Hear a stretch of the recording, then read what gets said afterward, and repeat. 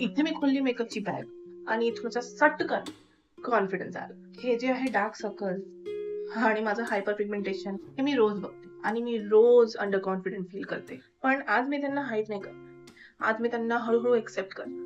थोडं skin care करणार, थोडं मेकअप करणार आणि आपलं कॉन्फिडन्स हेच केल्याने वाढतंय. तो करेंगे ना बॉस, क्यों नहीं करेंगे. आज मी जे रेडी होते ना ते परफेक्ट दिसायला नाही तर प्रेझेंट राहायला. आता प्रेझेंट राहणं म्हणजे काय?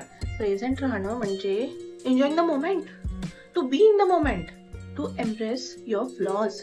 कारण की तुमचे फ्लॉज तर तुम्हाला युनिक बनवतात आहे ना. जर सगळे सारखेच दिसायला लागले ना, बँड पार्टी म्हणतील लोक. जर तुम्ही पण हिलिंग फेज मध्ये आहात तर लक्षात ठेवा, you are not late, you are in the process.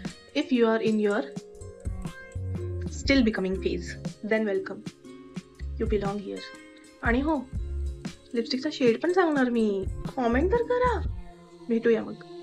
Bye.